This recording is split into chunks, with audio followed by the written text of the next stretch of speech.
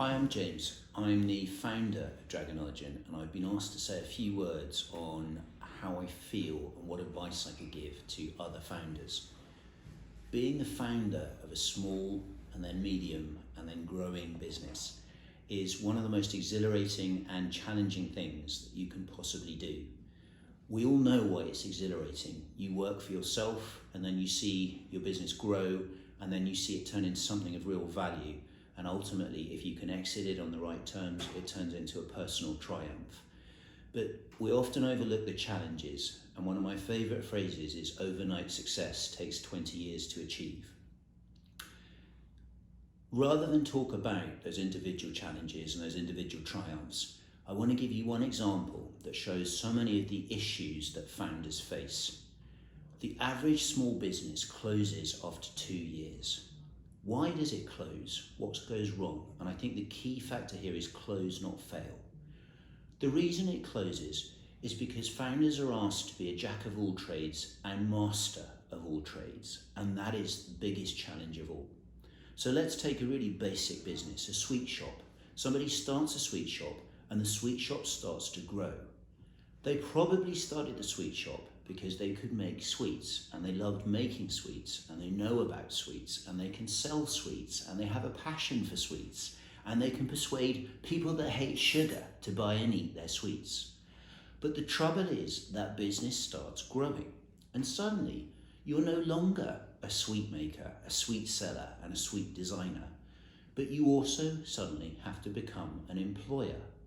You have to become an accountant. You have to become a specialist in business finance.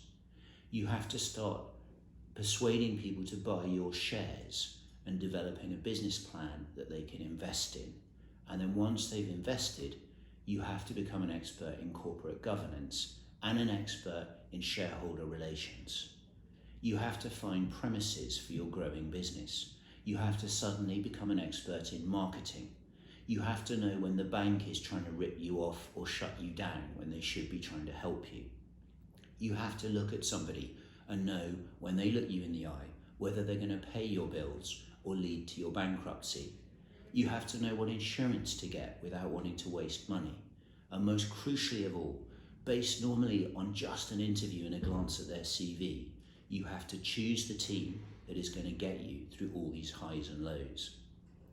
So the reason so many small businesses close isn't because the people starting them don't have the passion, don't have the vision, and don't have the flair. It's because they stop doing what they're good at and start doing things that they never thought they'd have to do when they went into business. They stop running through Evian and start wading through treacle, and it stops being fun. And as a result, they call it a day and they move on. So what's the biggest piece of advice I would have given to myself 20 years ago when I started Dragon Argent? And what is the thing that I notice in the most successful founders? I'd say it's a realism about the steps they're going to have to go through to get to where they want to go. It's a realism about the trade-offs they're going to have to make to get there, both in terms of their own equity and in terms of the product that they want to produce and sell.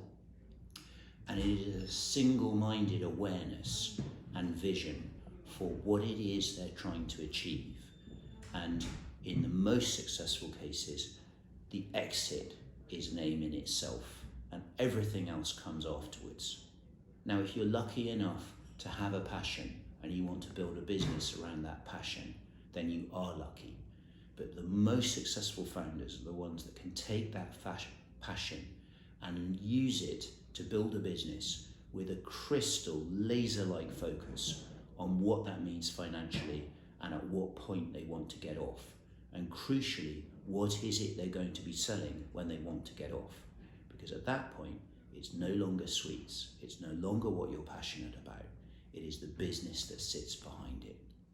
And if you can understand that, and you can look forward and you know the point at which you want to get off and you understand why somebody would want to buy it at that point and how you're going to sell it, you're going to be a successful founder. And that's why I set up Dragon Argent, was to help founders navigate those years, those difficulties and those challenges, to give them skills that they shouldn't need to have themselves and to give them a trusted partner that will be with them throughout that journey.